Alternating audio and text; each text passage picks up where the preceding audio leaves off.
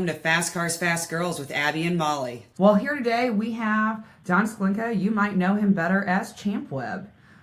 He's all over Twitter. We interviewed him last season and kind of talked about how he got started into this, and you know how I say, correct me if I misstate anything, Don. But yeah, you had started a website years ago, and then kind of taken a hiatus, and then you decided to come back on Twitter, and you just really hit the ground running. That's basically the story again. So thanks for having me on, and let's have some fun. Excellent. So as everybody knows, this week is Valentine's Day, and we like to we like to discuss the split because, well, where there's love, there's also breakups, and there's no bigger breakup in open wheel racing than the split between kart and IRL.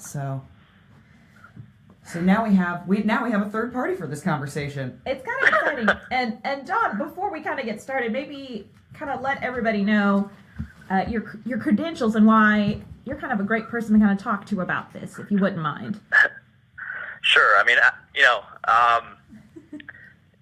I lived it as a fan, literally the split as a fan. I was pretty young, but between the years of 1994 and 5 and 6, I essentially lost INDYCAR and the Cleveland Browns within a pretty short period of time growing up in Northeast Ohio. So, like, as a kid, I wasn't quite sure what was going on here. Everything that I enjoyed decided to leave.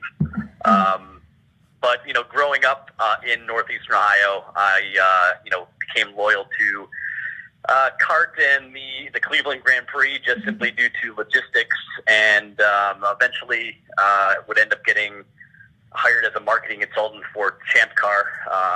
So I have a little bit of ties to the Champ Car and kart side of things, and for better or for worse, that's kind of where more or less my experience lies.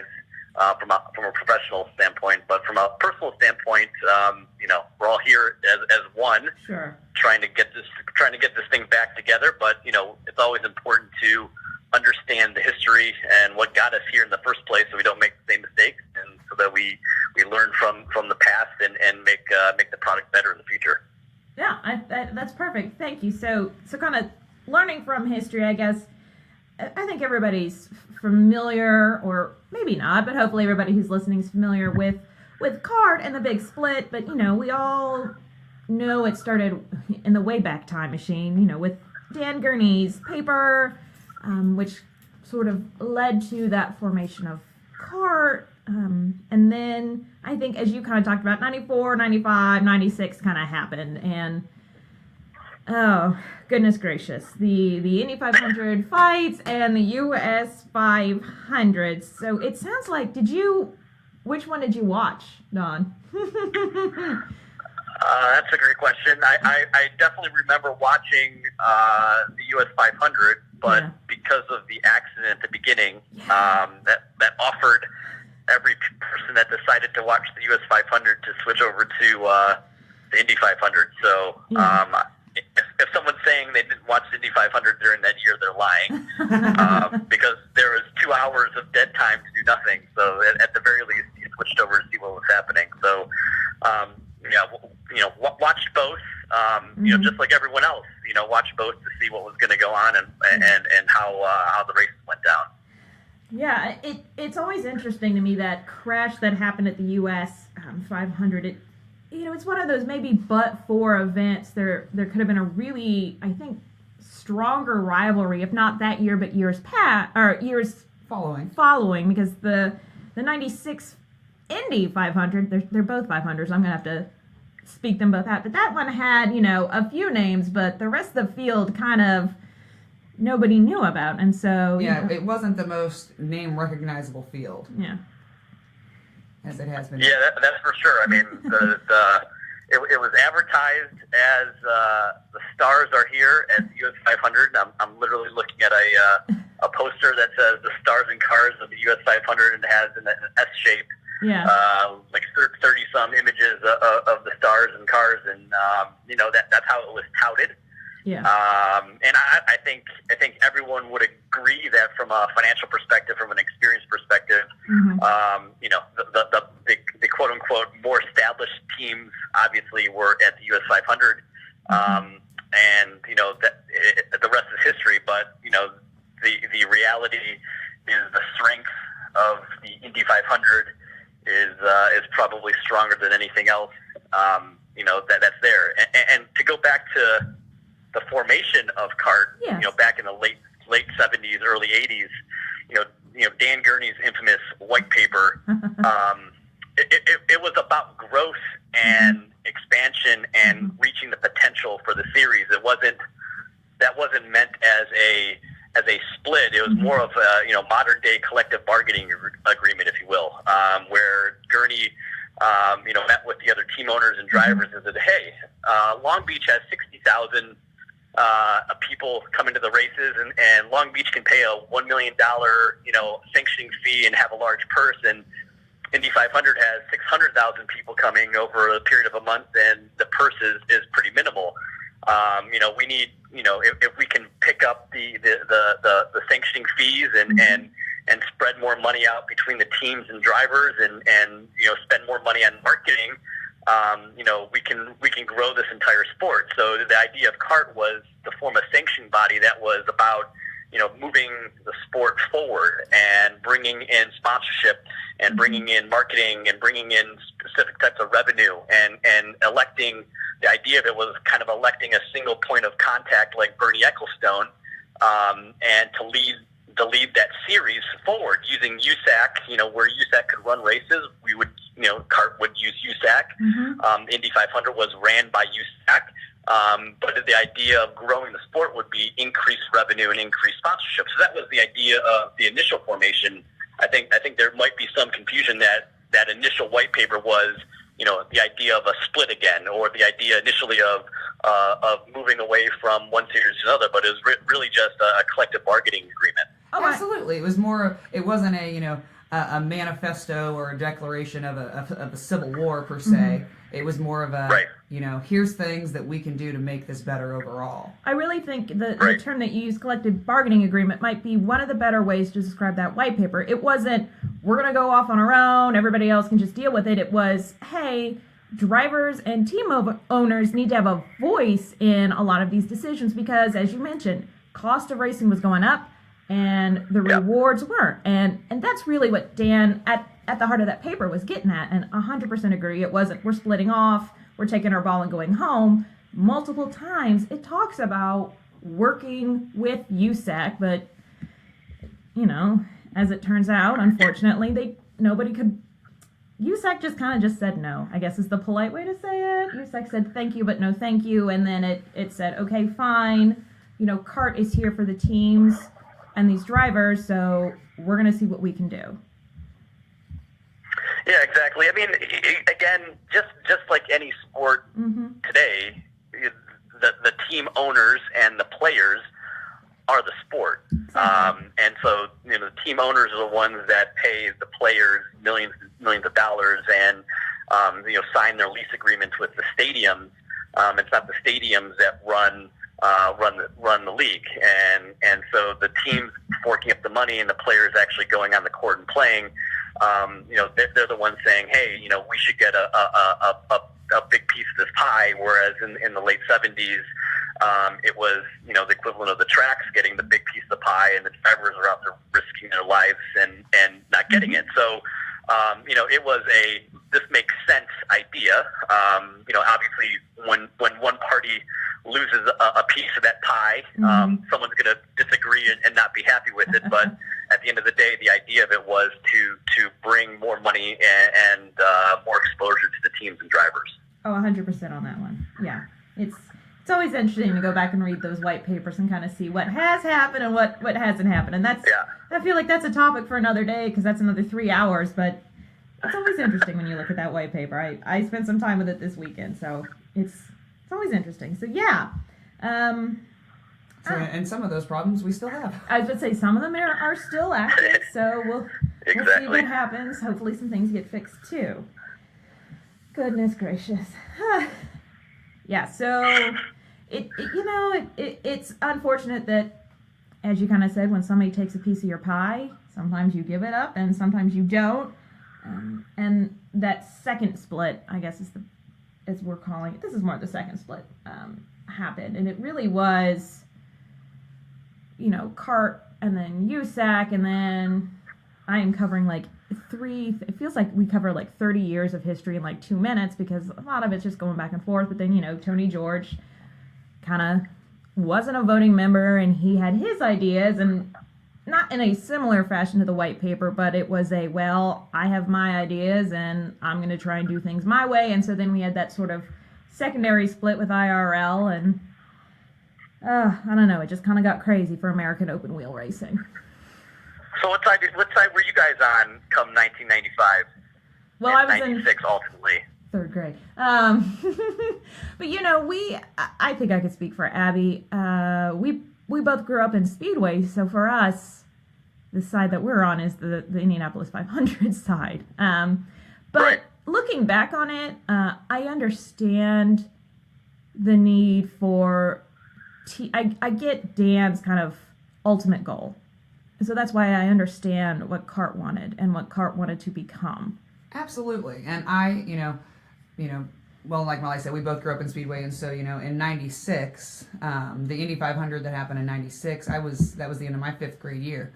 And so my very first 500 was in 97, and, and there's all kinds of people that had gone to the Indy 500 for decades before that, and then went decades after, and, said what a difference it was, but to me, I didn't know any difference because I'd never been before. Mm-hmm. And so, it was still just as cool to me and all this, and so, like she said, we kind of we're on the IRL side just because of, location-wise where we grew up.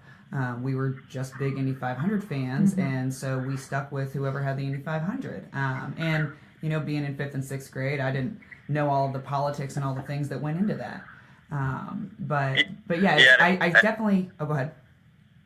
No, I was going to say that, I think you hit on it, as both hit on it, when asking what side you were on. It wasn't what side you're on. You were on, sorry. It was, you were loyal to the Indy 500. And I think, I think we all know that the power of the Indy 500 was underestimated. And, looking back on it, regardless, the life lesson is regardless of what's going on around the Indy 500, the Indy 500 always is and will be the cornerstone for American open wheel racing. And, you could try to do whatever you want to do outside of it, but that will always be there. It's survived wars. It's a 100-year-old track. It's always going to be there. And that's what got underestimated. So, ultimately, the kart series felt like, hey, we know we got the money, we got the teams, we got the drivers. We know that we don't have the track, but the thought was that we could outlast them, or we could force sponsors to say no, we're not going to do it. But the amazing / shocking reality was the attraction to the Indy 500. That was unable to go away, and that's ultimately what led to 10-15 years of an open wheel civil war that really hurt the sport. Yeah, and that's the unfortunate part, is that there were no winners in this.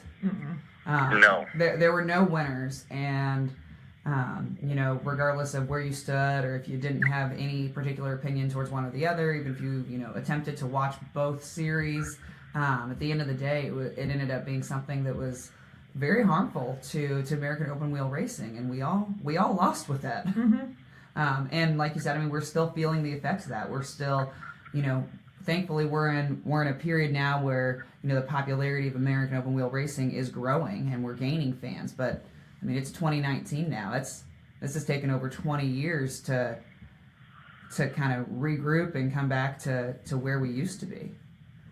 We're still talking about it. That's how much right? It's affected. It's a divorce that happened. We were all kids, and our parents got divorced, and regardless of what what you said, it's going to affect the kids for a long time. So, that's ultimately what happened here, and we're still talking about it. Trying to piece things together and say what ifs, but the reality is it was a devastating aspect to the sport's history.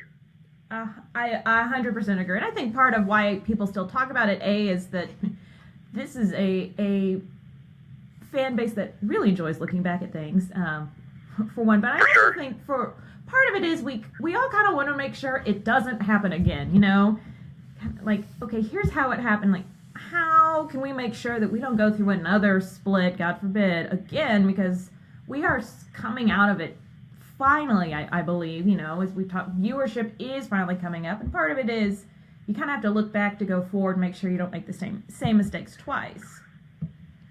Yeah, and it's not, I think that a split literally from an economic perspective couldn't even happen. Yeah. But I do think that the lessons to be learned are, how to distribute the earnings, how to distribute marketing dollars, who's running the series, what power do certain tracks have, what power do certain promoters have, do the drivers have a say, those types of things. And those are the lessons that, going forward, INDYCAR needs to make sure that they continue to keep an eye on is making sure that the team owners are happy, making sure the team owners are getting their fair share, but making sure the team owners don't control too much of the series. Making sure drivers are making their fair share of money, and the drivers can't, maybe the drivers need to form a union to an extent so that they can stick together to make sure that the top talent is always in the series. Like those are the types of lessons that, I think the split and, what happened back in the mid-90s can be brought in today.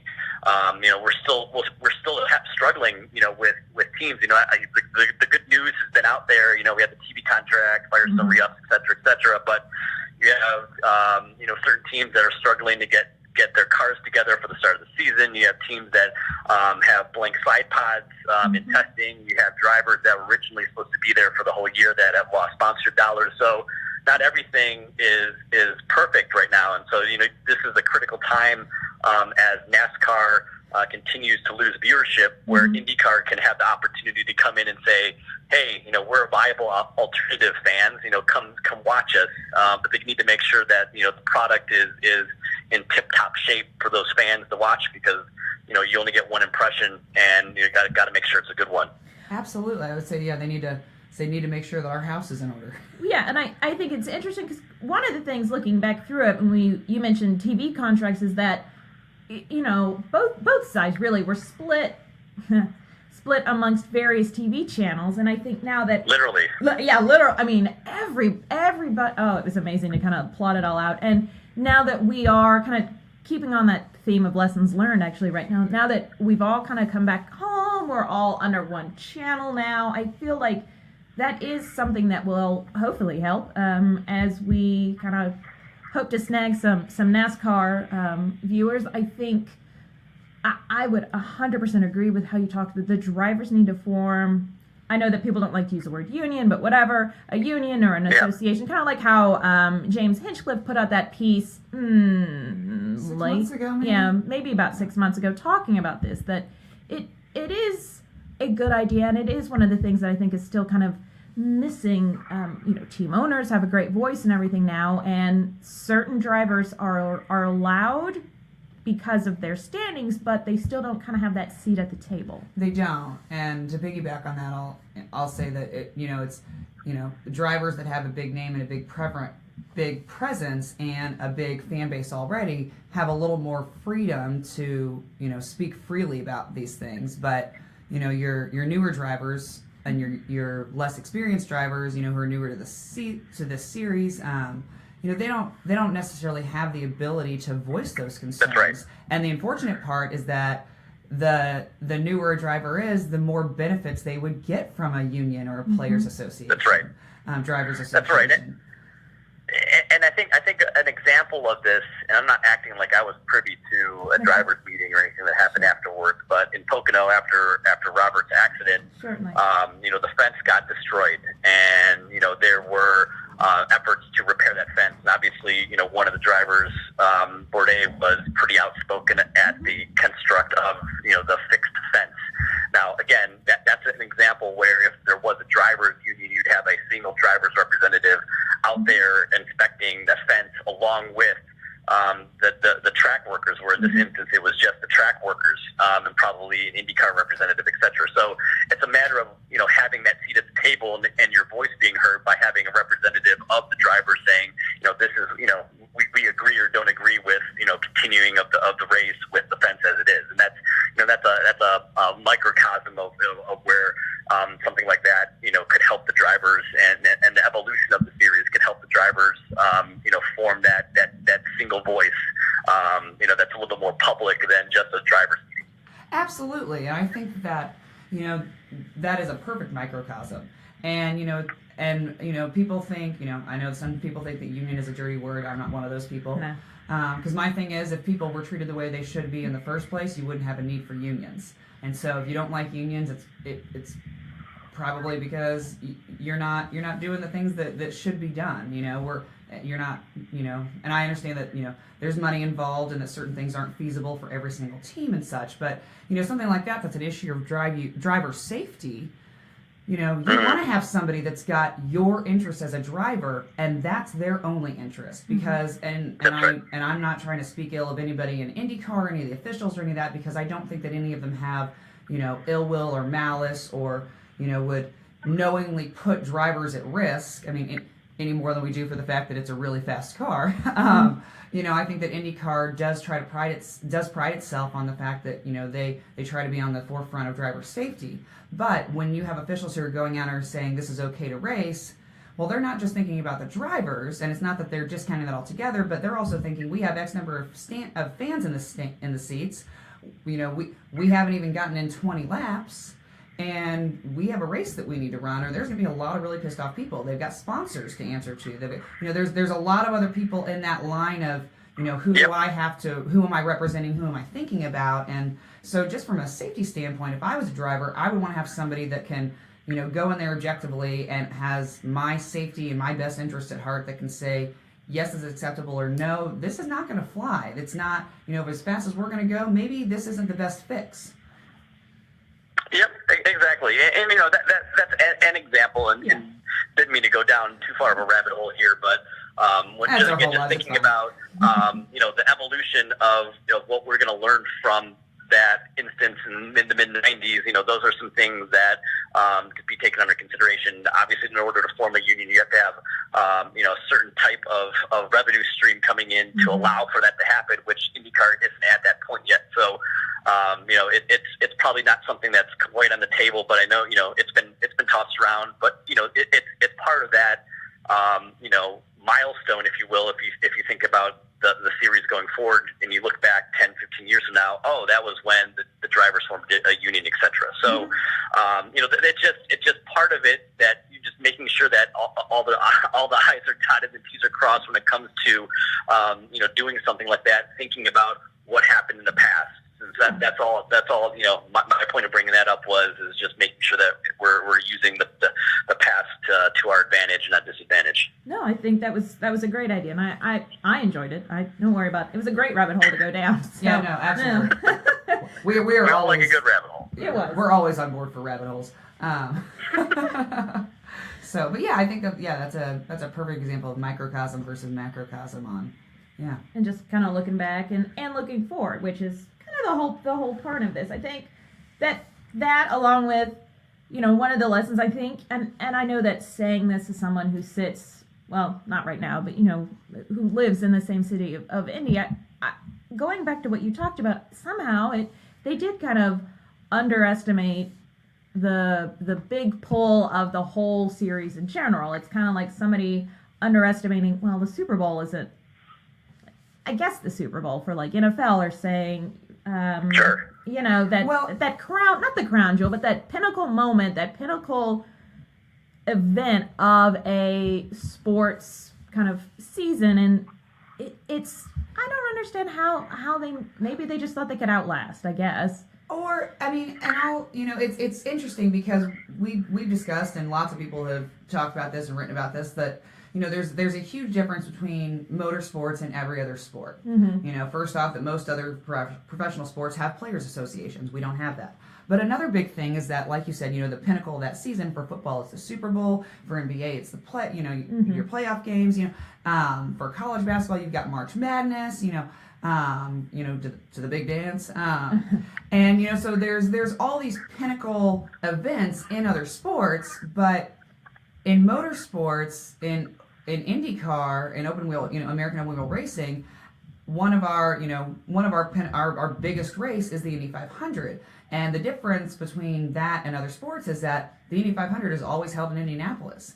These other places, the venues change. The Super Bowl's somewhere different every year. And I think that, when they underestimated, it wasn't necessarily they didn't think that the Indy 500 was big. It was just that there weren't any other examples to say, to show like, well, if anything like this has happened in the past, how did it go? Because there isn't just one stadium where the Super Bowl is. Think if the AFL and the NFL split, that wouldn't necessarily affect. It would affect some things, but they're pretty regional, and so it wouldn't affect as much. But if the Super Bowl was held at the same stadium every year, and that went with either one side or the other, well, then the side that had the Super Bowl would be the side that most people would watch. Yeah, and there's two interesting parts about this. The first one being that the team owners owned their chassis that they sold to the IRL team owners in 1996 to race in the Indy 500. Yeah. The people the drivers and teams that raced in the 500 were using the 1995 INDYCAR chassis, so the various Renards that were out there, etc. That I find is one of the most interesting aspects of this. That we're saying, no, we're not going to be part of it. We're not going to be part of this. But we want to make sure we make some money. So we'll sell our chassis to you at pennies on the dollar, just to make sure that we're still getting our money. Now, had the team owners not sold their chassis, or the chassis manufacturer said, no, we're not going to provide, you those chassis, who knows what would have happened. And then the second fact is that CART, probably again, the best and worst thing that happened to CART was when Nigel Mansell came over in 1993. It opened up the eyes of every team owner, saying, oh my God, all of this money internationally exists. And until that point, everything was just thinking domestically, thinking about the Indy 500. But Nigel comes over, and you get these huge TV contracts internationally. You get all this exposure internationally. As opposed to one country, you're now selling a TV contract to 180 countries, and the amount of dollar potential there just increased exponentially. And so Nigel comes over, and then 94, you start getting some more Brazilian drivers, and the Brazilian TV contracts start happening, and then you get Villeneuve coming over. You get the Canadian TV contracts, and CART started to become very international. Yeah. And all the team owners are sitting there saying, we don't need Indy, because the amount of money that we can make by expanding internationally would be far what we can make just with Indy 500. And so the whole idea behind CART was saying, we don't need you, Indy, because we're going to make our money going over to Australia and Japan and Europe and North America, and you can go ahead and have your Indy 500 and make what you make out of that race, but we don't need you because we're going to make more money. And the reality, again, the magnet that the Indy 500 was overestimated, and the fact that Nigel was popular internationally because of coming over to the Indy 500, and these drivers coming from Brazil and Canada were popular internationally because of the Indy 500, and that's where the disconnect became with CART. It was not the CART series that drew the international exposure. It was that these drivers from all these various countries came over to race at the greatest spectacle in racing in the Indy 500, and those two kind of instances, are really what set the tide for the next couple of years, for sure. Yeah, certainly. Oh, I definitely. Well, I think I think that's an excellent point. Definitely. Sorry, I'm catching up on time stamps. Okay. So I will say, I definitely understand. Yeah, the CART side, the Champ Car, It makes sense to say we've got international stars coming over, the logical step is to expand and do these international races, which they did, but kind of it. And I think that I'm sure what they expected was that it would be much like F1, who exactly. who They're runs, looking at Formula One as this multi-billion-dollar company. They don't have an Indy 500. And that's what they're thinking. They're getting their money from negotiating a TV contract with 180 countries, not one. And every TV contract is another, $10 or $15 million a year for the series, and that gets distributed to all the team owners. And they're saying, they don't have an Indy 500.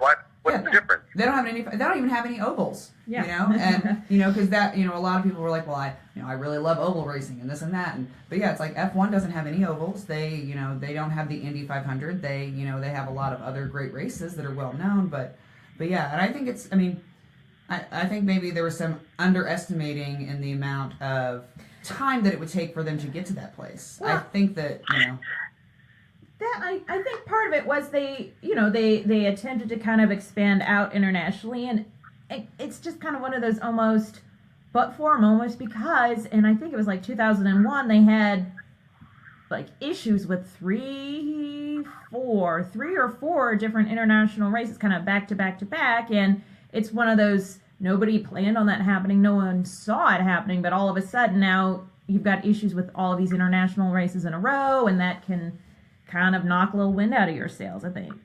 You definitely had, you had issues in the Champ Car days, trying to, there's a lot of China failed races, and they went to Europe a couple different times. You had a race in Germany, Brands Hatch, and they would kind of sign these one-off deals to try to hit that mark, but that was too little, too late at the time.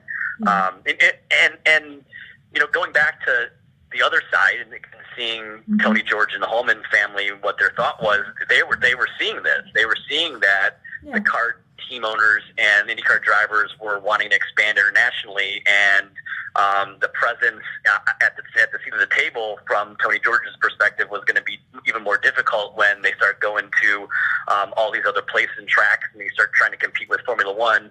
The Homans are saying, "Whoa, wait a second! We're losing, our exposure and our brand a bit. So you got to do something to figure out how to maintain that and save it."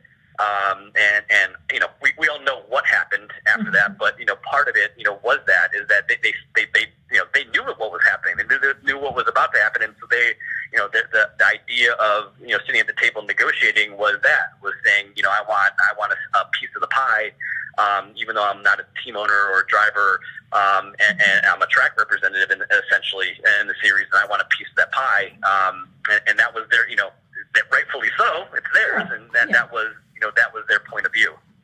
Absolutely. And again, that goes back to representation, and just, as far as who is at the table making decisions. And, and I love the Indianapolis Motor Speedway, and, the Holman George family has done wonderful things with that track. But at the same time, it is just one race. Is it a huge race? Yes, but it is just one race. And so, although maybe they should have, a little bit of a more say because, they bring in the most amount of fans, they're at the end of the day looking out for what's best for IMS. And that's right. And again, it's like, you need representation, but you got to have somebody that represents all these different parties. It can't, it can't be too one-sided one way or the other. That's exactly right. So,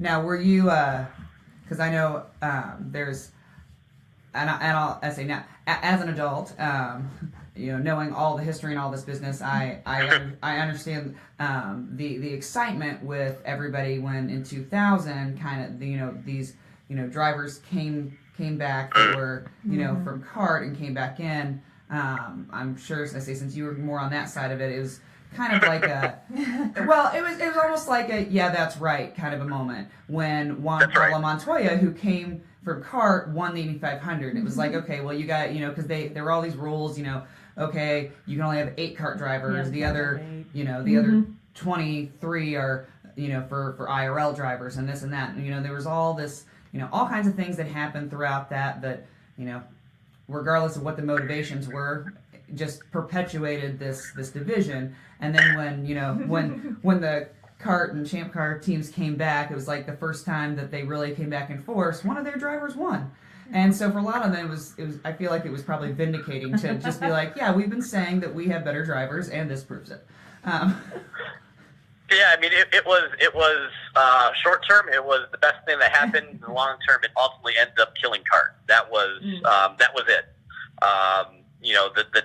The kart opened up their schedule, allowing for teams that can afford purchasing a different chassis and an engine throughout the month of May and doing all the testing that's going to require. Those teams, kart said, okay, fine, go participate, because Ganassi sponsors and Penske sponsors are saying, wait a second, we haven't expanded internationally like we thought we were going to, and there's another series getting all the dollars and brand exposure at Indy. We want to get back there, and so Ganassi and Penske say, hey, we need to open up the schedule to get back there. Everyone's like, okay, fine, go ahead, do it. And Ganassi ends up dominating 99, 2000, and Penske dominates. Next couple of years, and everyone is saying that.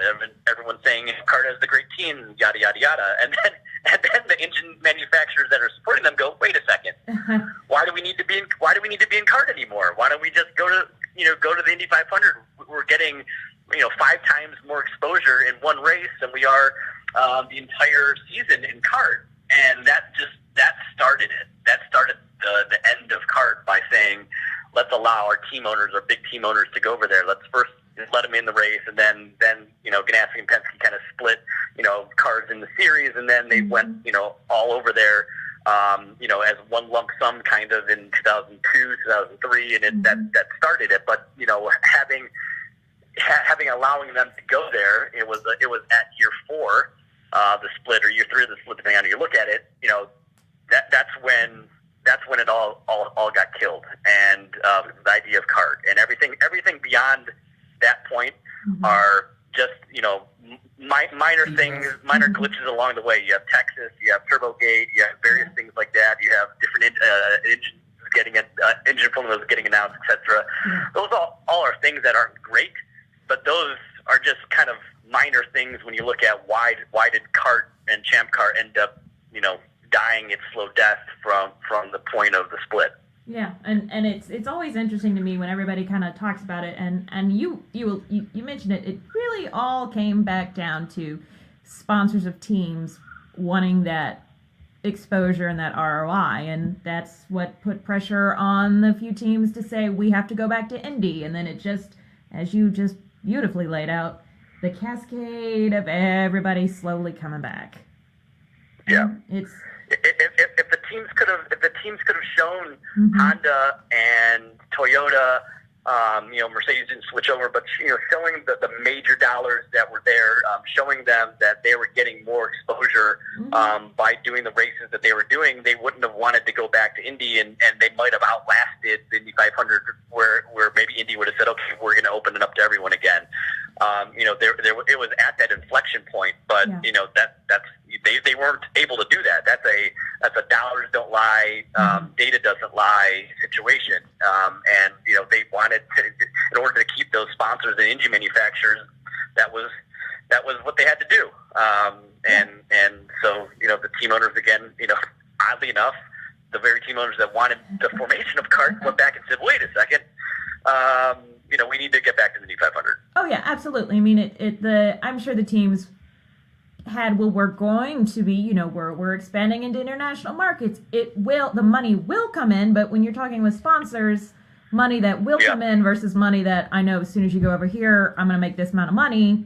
Well, I mean, I see it. I mean, the old adage, a bird in the hand is worth 2 in the bush. Yeah. It's already there, so... we've got this right now. Yes, this might be bigger and better and bringing more money later on, but I'm looking at what money we're bringing in today. Yeah. And, and Molly's favorite, one of her favorite phrases is incestuous business relationships. Yeah. And so, we talk a lot about all of these things that happened with, kart and champ car and all that, but, the IRL wasn't doing that hot either. And specifically the Indianapolis Motor Speedway, and we still see ramifications of that today. That the split, I would say, is one of the huge reasons why it wasn't financially sustainable for the Indianapolis Motor Speedway to continue to do 2 weekends of qualifications for the Indy 500. You know, when that split happened, prior to that, they had no problem filling seats both weekends. Fans, locals, kids, families, I mean, I had family that would drive from Cincinnati for the day and then would drive back at the end of the day, or they might stay the weekend and go, you know, to both days, and then they drive back home at the end of the day on Sunday. And you know, and so there was a lot that was felt in IRL as well. Definitely. The difference is that they had a bigger piggy bank that they could dip into, which, you know, is and neither. I mean, it's not good or bad. It's just that, you know, they kind of had a little more ability to outlast because they weren't as reliant on sponsors. Now, had it gone on another 5 years, who knows where we'd be right now? Because I mean, that piggy bank was not indefinite, and all of that actually resulted in Tony George being removed from the board. His sisters basically said, "We're not going to let you throw any more money from Holman and Co. at this at your little pet project of IRL. Like, you've taken enough money out of our family's company, and like that's it. We're done. You don't get to be a voting member of the board anymore." That's right, and that's why that inflection point when Ganassi came over, it was you know, I guess who knows how close it was, but we all know that IMS and Holman and Tony George spent millions of dollars keeping the IRL afloat, whether that was funding your teams or what have you, or buying TV deals, paying for those TV deals, etc. So, you know, at what point was that inflection point? You know, we don't know. But on the Champ Car side, you know, the thought was that in 03 and 04, that's kind of when the IRL, you know, and Tony George kind of said, we can't fund this anymore. And from the Champ Car side, we're sitting there going, well, now that they have some engine manufacturers, unfortunately, now they're getting, you know, those kind of dollars. Whereas in Champ Car, we were reliant on Calcoven and Forsyth's money to keep that series afloat. So we were kind of doing the same thing that Tony George was doing in '96 to 2003, 2004. That's what Champ Car was doing from 2004 to 2008 is trying to spend, you know, your money. And that was a terrible time in our economy. We were just, you know, in 2006, 7, 8, you know, that was the worst possible time to try to grow a sport where it's people's extra money, you know, that they're coming to these tracks, and no one had that extra money. People were scared of you know, what was going to happen next, and so to spend that $400 on a weekend with your family, that was hard to do at the time. So it was a perfect storm of economics from a Champ Car perspective, and Tony George's perspective. They were like, finally we got our engine manufacturers, which are gonna, you know, basically help keep the series afloat for the next 5-6 years, of which then ultimately led to the merger. It's just always interesting to kind of look at this.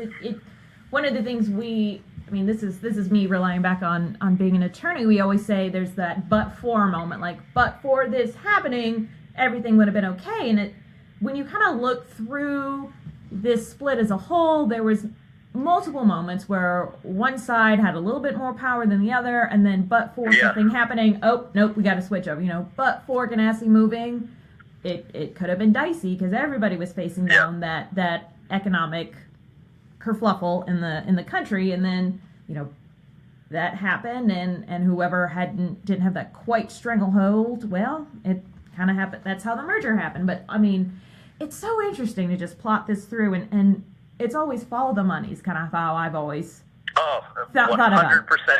You got to kind of follow 100%. The dollar, you know.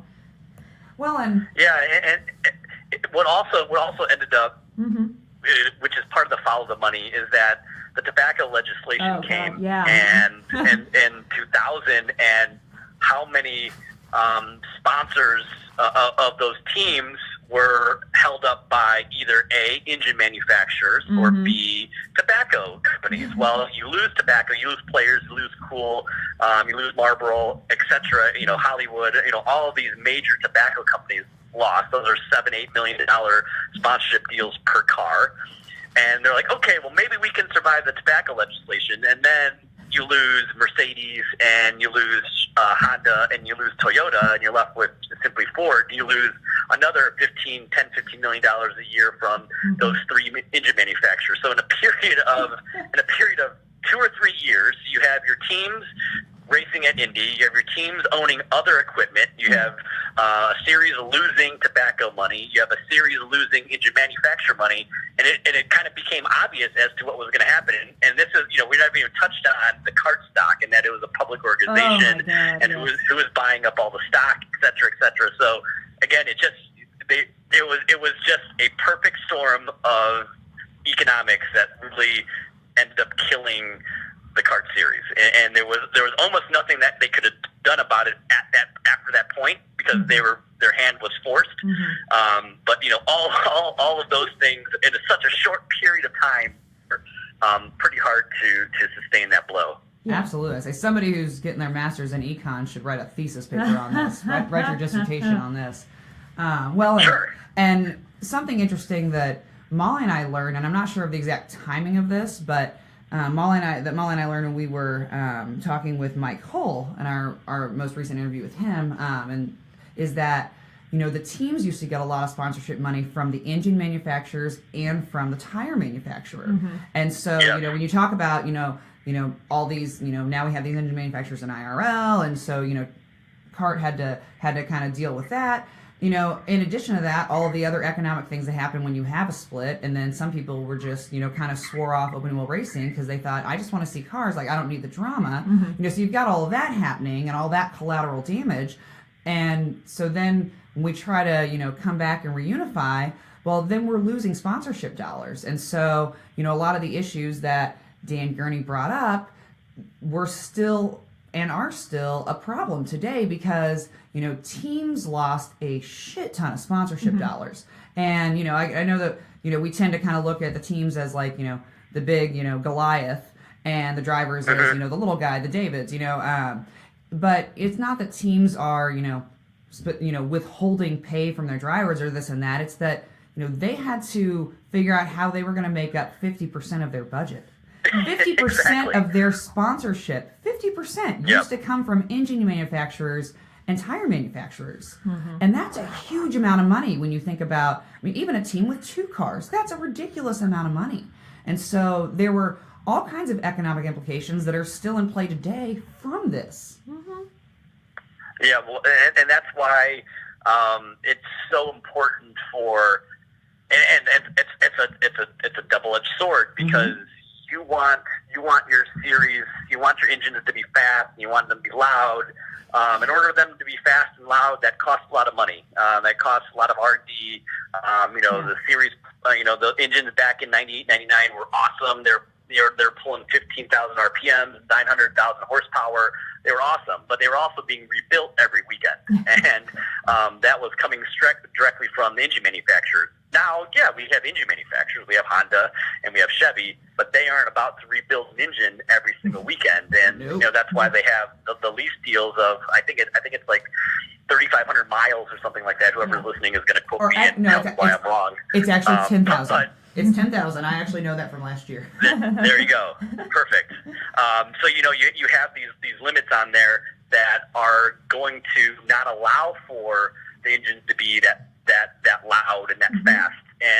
But on the flip side, INDYCAR as a series can't open it up. They're not there yet, but they have to figure out how to get a third engine manufacturer because that's the two are kind of it's okay, but the third one will open up Indy 500 from the 33 entries that you're just kind of barely getting 34, 35 to allowing each of them to push their their 15 or so engines that they could each build that they're saying economically at this price we can build 15 engines a year, something along those lines. And now you have 45 engines that can be built for Indy, and the amount of marketing dollars that are put behind it, and it's so important for them to get that third engine manufacturer. But at the same time, INDYCAR has to say, but we can't allow it to be open yet. We just can't allow it to be a full open R&D and allow rebuilds after each. So you're going to have a spec series still, even though you're having multiple engine manufacturers. And IMSA does it through the BOP Balance of Power, where they have all these different engine manufacturers, and they, almost every race they're saying, here's the new rules for the BOP to even up the field, because they can't allow for one manufacturer to have all this advantage and spend all this money at R&D and essentially put them out of business. So it is a double-edged sword, but it's got to be one of the next big milestones that INDYCAR has to get, and they have to get it soon.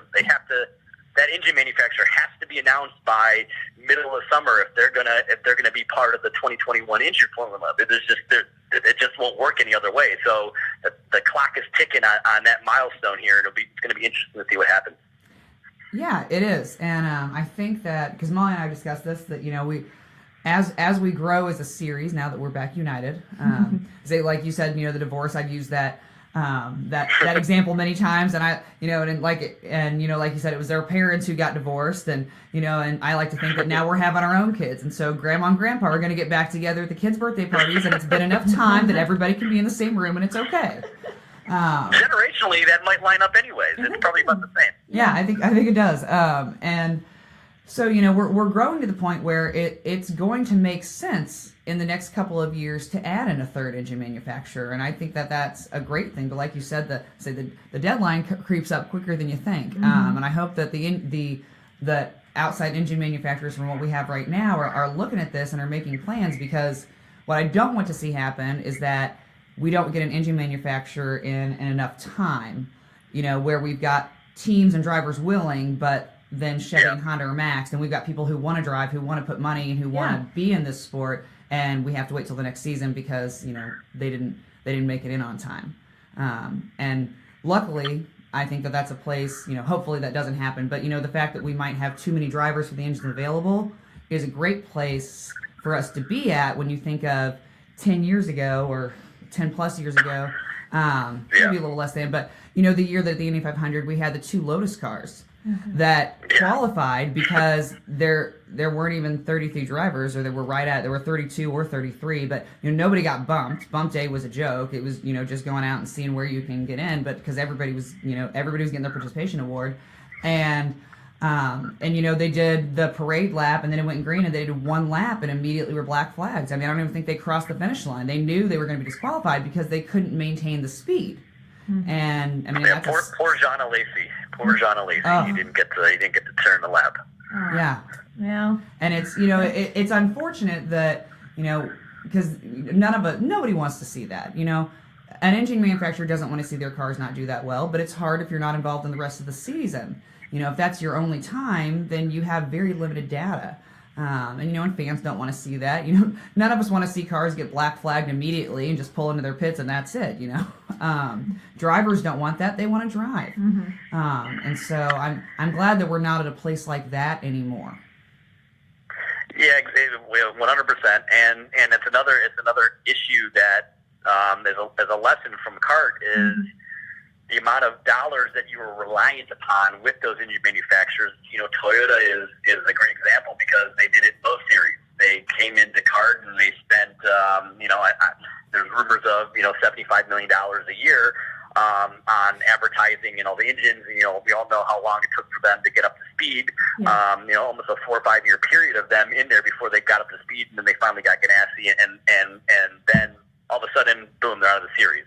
And you have all these teams that are reliant upon that money that they have that brought in, and they left to the IRL. And now all the teams are like, either I got to go to IRL or I fold. So they go to the IRL, and then Toyota goes to the IRL, spends a lot of money, and then they leave, and then they go to NASCAR. And so the IRL is left.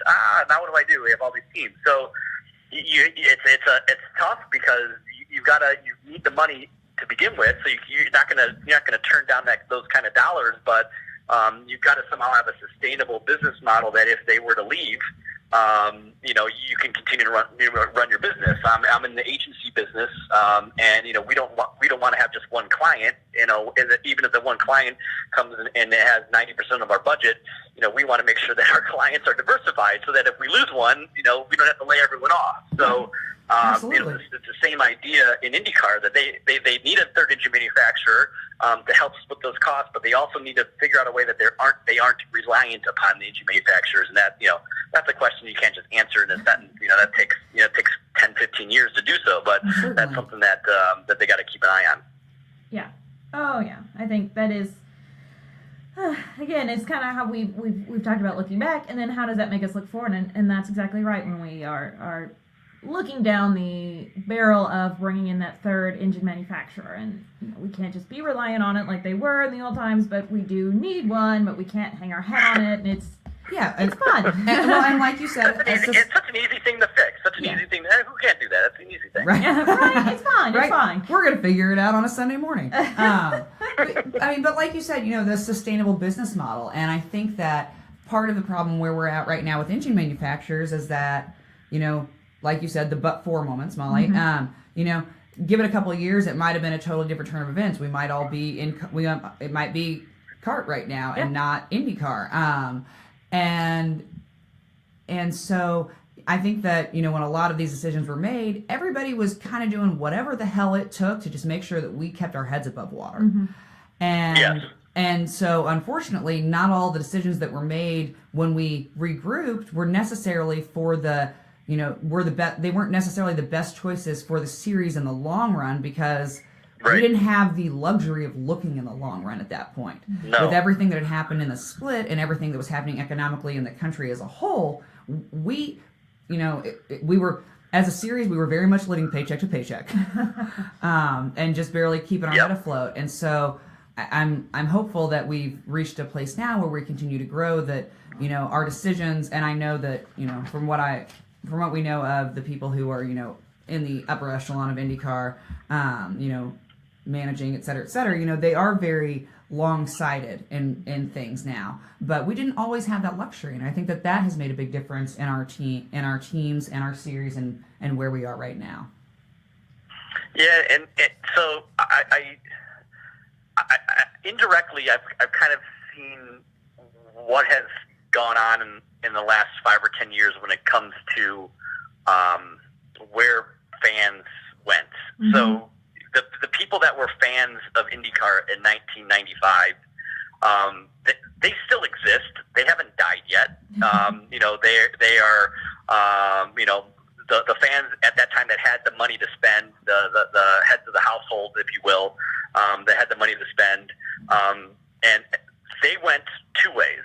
Mm-hmm. Either one, they went to NASCAR and decided to spend their money in NASCAR, or two, they went to Formula One. Mm-hmm. And when you literally can see this just using social media. You can see people that are starting to come back and follow INDYCAR and follow the series. In their background pictures, they have NASCAR pictures, or they have Formula One pictures. So these are individuals that have INDYCAR initially as their main sport, but just couldn't follow it. It became too much to follow. In marketing, we have a theory or saying that if you give people the choice, they're going to do neither. Yeah. And so that's a lot of what happened. These people did neither. Now, again, the opportunity exists because the way that NASCAR has been handling their business lately. You could even say that NASCAR is on that verge of a split themselves. They have engine manufacturers that are wanting more money. They have team owners that are fully reliant upon engine manufacturers, not necessarily on sponsors. You have tracks that are getting killed with no one in their seats from a financial perspective, mm-hmm.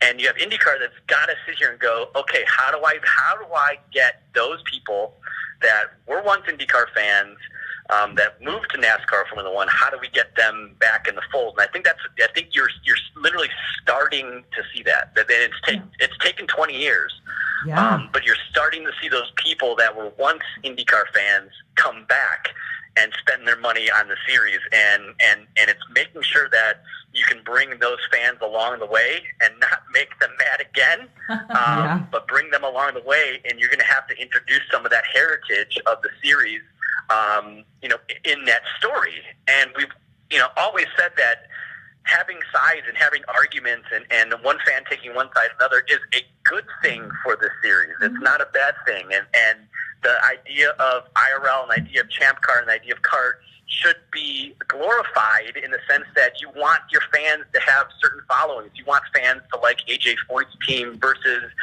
Dale Coyne's team, etc. You want to grow that. And that's something that INDYCAR needs to start thinking about as they try to bring these fans back into the fold, and that growth is there. How do we bring in that loyalty to drivers and into to the teams? Yeah, how do you monopolize on that, almost not necessarily like a super fan kind of mentality, but that loyalty, because the Chicago Cubs don't miss an opportunity to monopolize on the deep-seated love that Cubs fans have for them. Right. There's because and until they won the World Series, it's like there are so many Cubs fans that live all over the world that have never even lived for a day in Chicago. I'm a Browns fan. We have fans everywhere, and we're terrible. Right? So, yeah. Well, Browns fans are the most loyal fans on the planet. I've said it before, and I'll say it right now. Browns fans, there is no fan that loves the Cleveland Browns that is a fair weather fan. Y'all are into it for life. Like that is a picture of loyalty and commitment to a team. 100%. So you combine that in INDYCAR, and it's like, oh God, something's got to work out, right? Right. Well, and you kind of talked about it, mentioning this discussion and having that. It's not like they had like the INDYCAR rivals 2 to 5 years ago was kind of one of their kind of social marketing that they attempted to. One of the marketing things that they did. And I think it worked a bit, but you're right. It kind of almost has to kind of go back to this original split. Not that we want the split to happen again, but like whose side were you on? Yeah, like my father is a die-hard AJ Foyt fan, and he does not like Andretti Autosport at all. And it has nothing to do with Andretti Autosport and what they're doing or their current drivers. It just has to do with when he grew up, you are either a Foyt fan or a Mario fan, and he was a Foyt fan, and he's going to be a Foyt fan till the day he dies. And I think that can be capitalized both looking at the teams that are established and even these newer teams. Like that's definitely something that I think the series can really get in on and build those fans who come in and say, here are your drivers, like here's something about them. All right, well, you're a big Board A fan, if I recall. Like you are a great fan of his. You're going to stick with them. Like we all have those drivers, and that's what the series needs to kind of work on, I think. Yeah, exactly. It's when you're sitting around the table and you're in a meeting and you're thinking about, okay, what is it that we got to do? And you're like, well, let's somehow make our fans pick a side, and it gets to a murky conversation, and because it seems like you're forcing someone to pick a side, and you're coming out with this lame campaign that is transparent, that you can clearly see what the intention is, and that's not what I'm trying to go at here. Sure. But you need to embrace the idea of fan loyalty and who the fans are following, and it's been and we all know it's been the merger happened and everyone's like, okay, kumbaya, let's all be INDYCAR, you all one family, So okay, we've done that now for 10 years. 2008, we've done the family thing. We're back together, but now it's time to say let's pick a side, pick a driver, and let's market to that driver and to that fan, and let's give a reason why, and let's not worry about being so politically correct that everyone it's one big love affair. Let's allow for some discourse and arguments, and allow for the fans to pick a side, and we're at the gates, hand out a Foyt flag versus an Andretti flag, and allow them to wave that flag, and that's not forcing someone to pick a side. That's giving them the option, and then the fans choosing. There are things that you can do to allow this and open it up that, again, when we go back to the kind of the purpose of this, lessons learned from the split, that's a lesson learned from a positive perspective, is using that to your advantage if you're INDYCAR, using that, there are fans who were gained that maybe never would have went to Indy had IRL not been formed. So, there are those individuals as well that we want to capitalize on, and that's what we've got to learn from the split, is how do we capitalize on this fan loyalty, brand loyalty, driver loyalty, team loyalty, and right now everything has just been INDYCAR loyalty, and it's time to start branching out. Absolutely, and and there's a lot of things. I'm not a huge fan of Paul Tracy as an announcer, but I will say, that he had some comments last season about how there's no villains in IndyCar, and certain, articles and things have tried to kind of paint Alexander Rossi as a villain, and I don't really see him as a villain. At most, I see him as an anti-hero, like Deadpool, because he's not, he's not malicious or anything, but like you said, there's, and I believe that there's a fan interest in this. We actually received a private question from a listener about, if we would do an episode or discuss, what drivers don't actually like each other. Because, you see all these fun things and all these teams, they're doing these great videos, and I love it, and I'm here for it because I feel like it's really, catching people's interest, and it's involving a younger generation of race fans. Aero Schmidt-Peterson Motorsports does hilarious videos with all their people. Meyer Shank with Jack Harvey. You don't know Jack. The Penske games. There's and then what is Ganassi does? What day of the week they do something where it's like Tech Tuesday. There we go. And so it's we've got these other things going on, but it's like when we're getting questions of, well, what drivers don't like each other? Because a lot of times it seems like they're one big happy family and they're sitting around a campfire singing Kumbaya, and we all know that that's not the case. There's no way that you're going to be around 21 other people for an entire series and one of them isn't going to get on your damn nerves.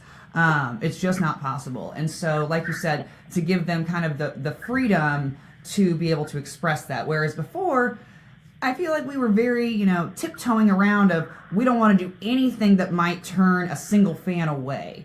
And like you said, not be quite as PC. Not that people should be, running after each other down pit lane and, screaming the F word and trying to throw punches. That's, that's too far in the other direction. I'm not saying it's not entertaining, and I'm not saying that I wouldn't retweet it. but it's like... I mean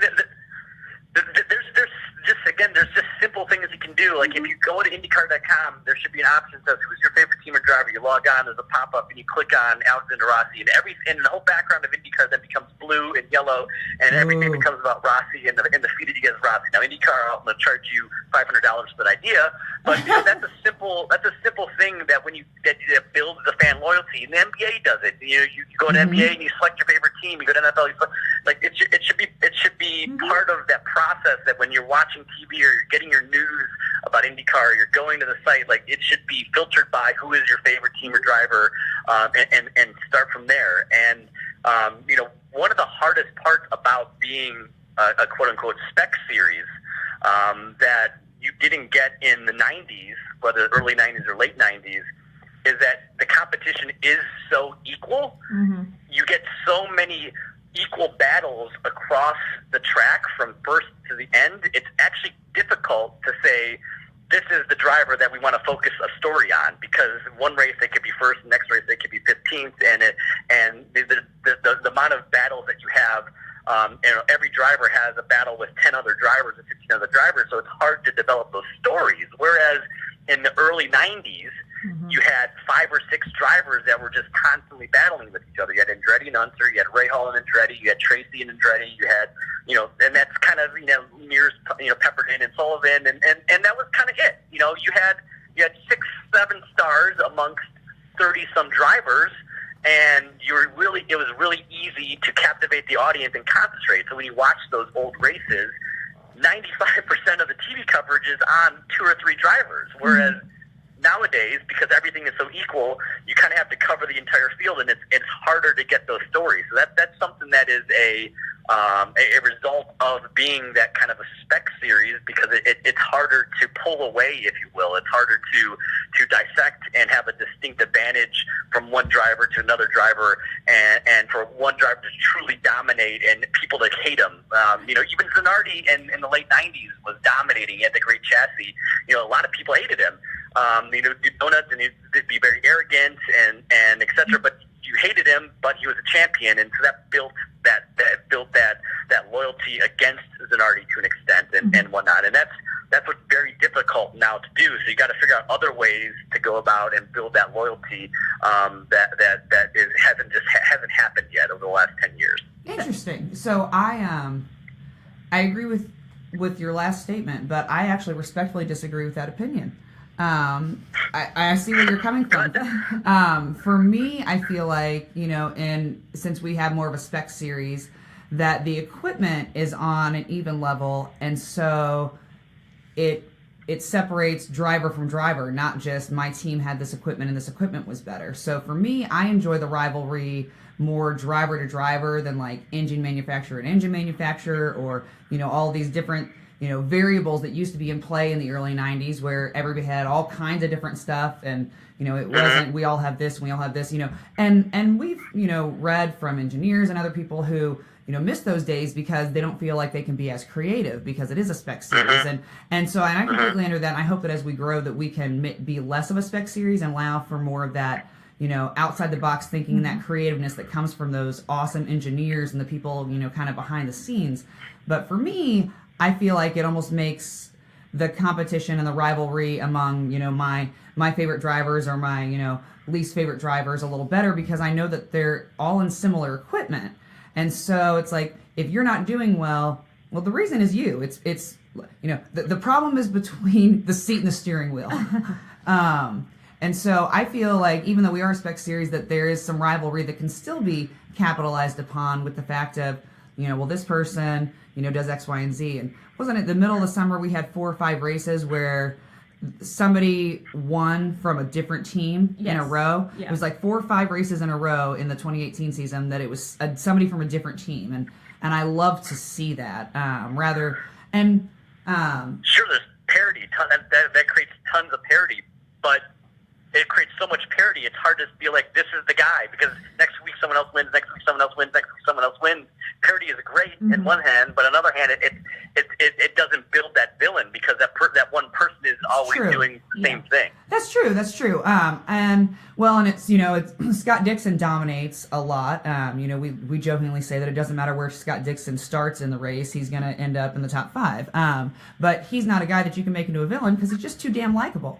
Yes. But I will say, as far as bringing in new fans, I think the fact of where we are in the spec series, as a spec series for all intents and purposes, is good for bringing in new fans because it does allow the opportunity of, if you're a person that is more of a nonconformist in your life, maybe we're not the most popular person in school, and you might see a smaller team with a lesser known driver.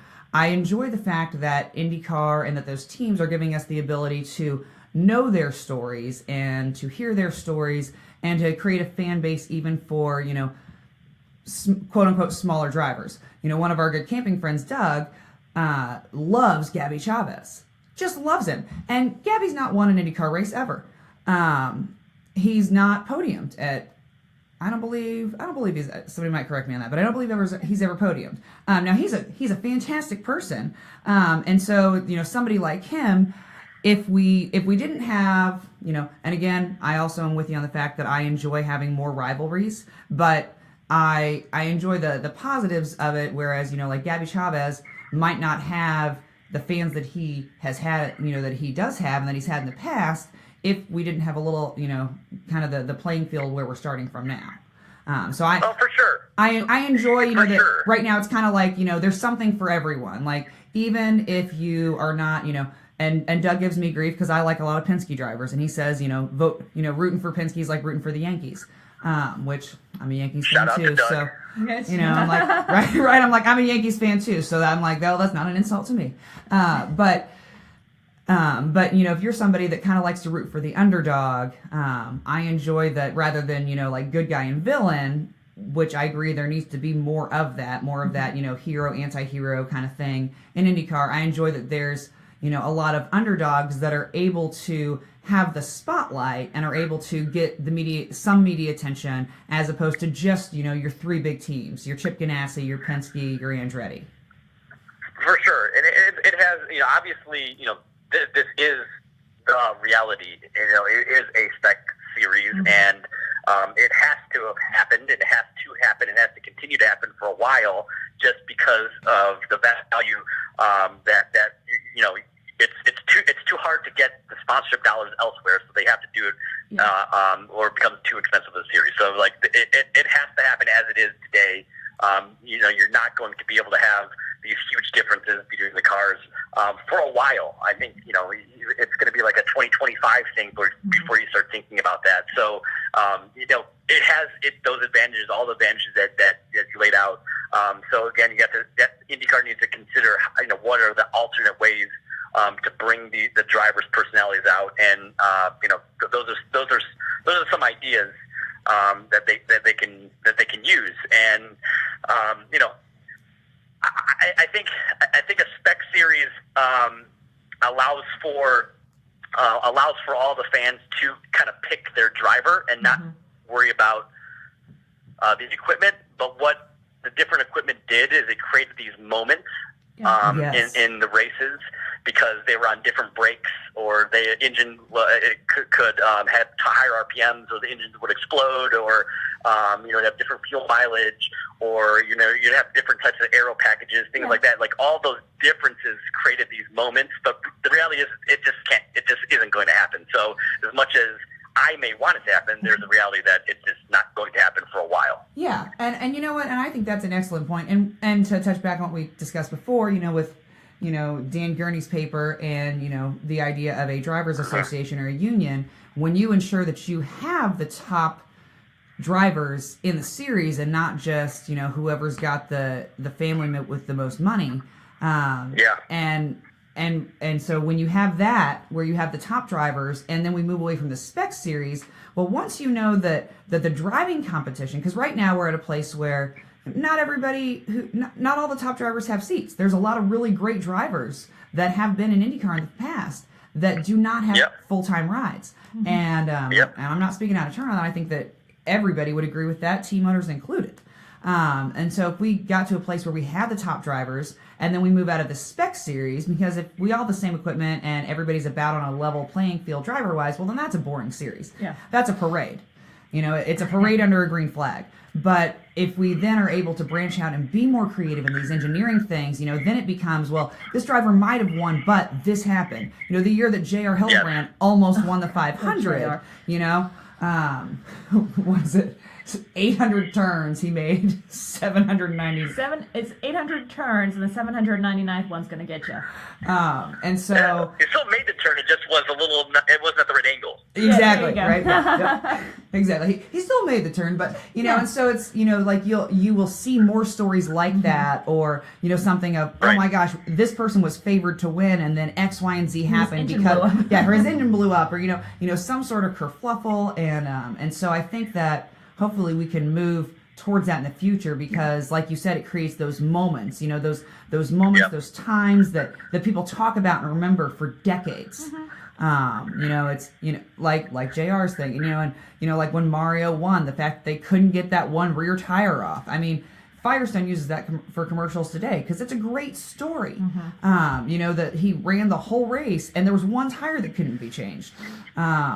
And so I think that also will help once we are at a point where we can, incorporate more of those things. That'll help grow that fan base and almost that rivalry of you're just, you don't really know who's going to win because there's so many other variables. There's a favorite, but then if one thing goes wrong, like at the Daytona 500. I mean, the Acura Penske cars were doing extremely... Or the Rolex. Sorry. I said, the Rolex 24. Did I say Daytona 24? Same track. Sorry, same track, yeah. Same track it was. But yeah, the Rolex 24. It's the Acura Penske's, the 6 and the 7, were doing fantastic. And the 6, with Juan Pablo Montoya, Dane Cameron, and then Simon Pagenaud, that car was in the lead for a good portion of that race, and they were doing fantastic. I mean, I'm a huge Simon Pagenaud fan, so I was, loving every minute of it. And then the engine caught on fire. And we don't really have stories like that in IndyCar right now. No. Yeah. No, you don't. When's the last time you can remember an engine failure for someone that was in the lead, or a specific moment in a race where the main engine failure, had a huge impact on the race? It's hard to remember, that moment. And, you mentioned tires. It's so interesting because Firestone makes such a great tire that's where IndyCar actually started to go last year a little bit by saying, where can we find some variables, as you were mentioning, where can we find some variables? And the thought was, let's work with the tire. And the hard part is going into Firestone and selling this, because you got to say, all right, Firestone, what we actually want you to do is make a tire that doesn't last as long and isn't as good, so that you have more variability in someone that can save a tire versus use a tire up quickly. And Firestone's thinking, well, wait a second, we don't want to build a crappy tire. You know, we're in here to tell our customers we want a good tire. Right. Yeah. It's very opposite of what you would do in any other business. Or like, I'm a nurse, you know, I'm not going to say like, well, we want to send all of the nurses who aren't good at starting IVs in, because, you know, it's like you wouldn't really do that in any other business area. So right. Yeah, it's very interesting, but it does introduce, like you said, more variability, because certain drivers, their fall off is different based on how they drive the car. And then it also throws into play not just your driver, which, you know, those of us who, you know, have been basically lifelong open wheel fans, you know, your pit crew. And so it becomes, you know, if you need to change a tire because, you know, maybe you can't make it last as long, well then, you know, you need to know that your crew is on the ball. Because if you have a really slow pit stop, I mean, that could be the difference between you podiuming and you just barely making it to the top 10.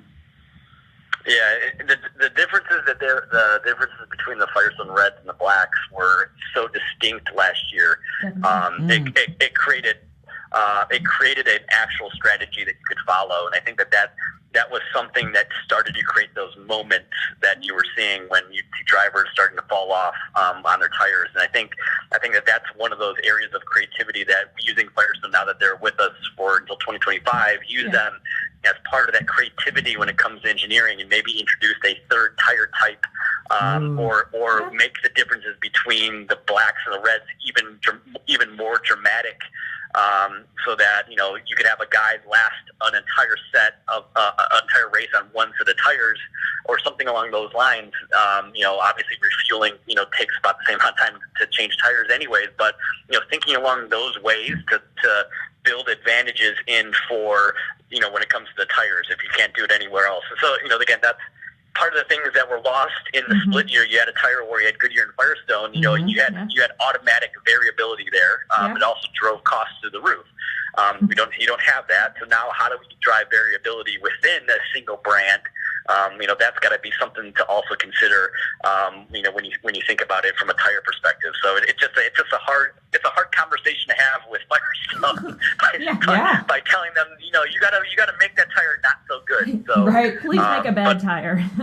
You're doing right. You're doing too good at your job. I'm gonna need you to step it back a little bit.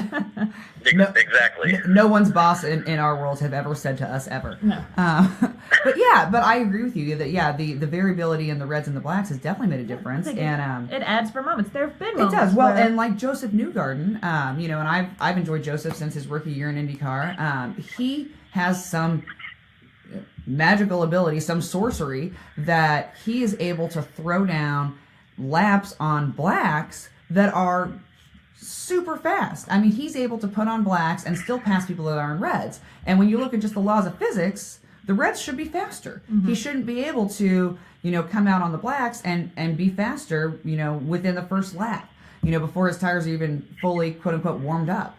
But he's able to do it, and I think that speaks to, you know, his skill as a driver. And so I think that, you know, with the fact that they're having those conversations with Firestone, you know, leads me to believe that there are other people in the upper hierarchy of the series that want to bring back some of this, quote unquote, uncertainty.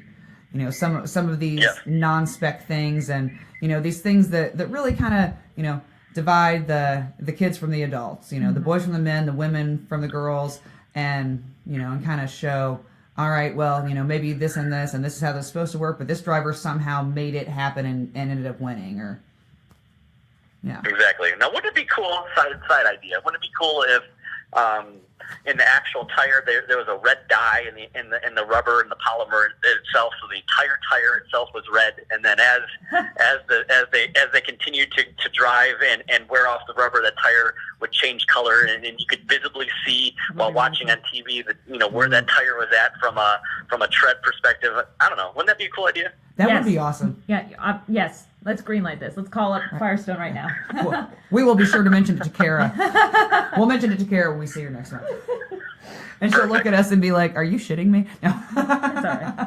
Yes, you can be like, you can blame it on me. Be like, some crazy guy, from Akron also is the one that came up with the idea. Well, there you go. Right. We'll tell her you're from Akron. She'll be okay with it then. So, but yeah, no, I think, well, this has been a great conversation. This has been fantastic. We went down all kinds of Yeah, rabbit thanks, guys. holes. This has been, we went down a bunch of different rabbit holes. Luckily, I think it all did kind of surround the idea of splitting and breaking up. So I think we somewhat, stayed on topic. Well, it's more of a what happened. You know what? Here's some lessons learned and how we're going to change moving forward. And at the end of the day, that's what I like to talk about best. So. Absolutely, because, we always say, IndyCar is a forward-facing series, and we're a forward-facing podcast.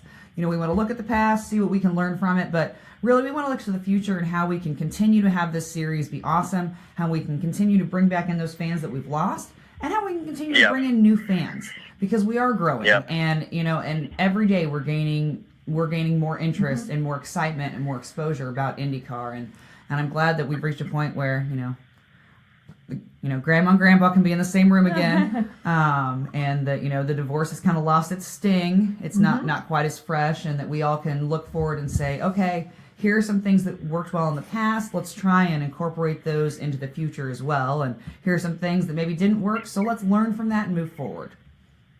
Yeah, we would have never had this conversation 10, 15 years ago.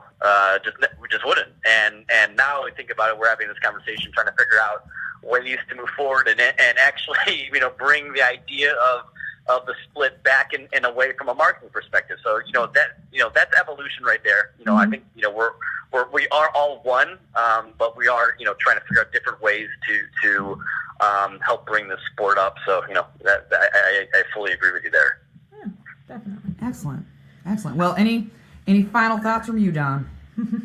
I know you've got some other things to do today, so we don't want to keep you too long. By the time everyone's listening to this, Livery Madness has ended. I would be shocked if the Tecate car did not pull out the win. They've beaten just about every other possible livery out there. So for everyone that's listened to this and that participate in Livery Madness, I hope you guys have enjoyed, and there'll be more fun contests like that. And I want to thank you guys for again allowing me to come on here and have a good hour-long conversation about IndyCar. Oh, you're so welcome, and thanks for joining us. And for anybody who's not aware, where can they find you on Twitter? Hopefully now they can just type in ChampWeb. Maybe we have enough of a following now, so just type in ChampWeb on Twitter, and it's either us or some Jules Verne Champweb. So one of us you'll find. Okay. All right, excellent. So ChampWeb on Twitter. All right. Well, again, Don, thank you so much for taking the time to talk to us for our special Valentine's Day episode about breakups and reconciliation. And learning from bad breakups. Right? That's right. If that isn't the truest statement Lessons ever. learned from past relationships. There you go. That's it. That's the title. That's one of my favorite. There's certain online dating things that'll have you post, like they'll do like question suggestions, and one of them is always, what have you learned from past relationships? And it's like, well, that's a pretty loaded question for a stranger. But yes, exactly. What have we learned from past relationships? I like that. Yeah. So, well, again, Don, thank you so much. We appreciate your insight. We appreciate you taking the time to do this, and we hope to see you at least a few races this year. Yeah. Yeah, sure. Anytime, guys. Appreciate it. Thank you. Awesome. Well, have a great day. We'll talk to you soon. You too. Bye. Bye.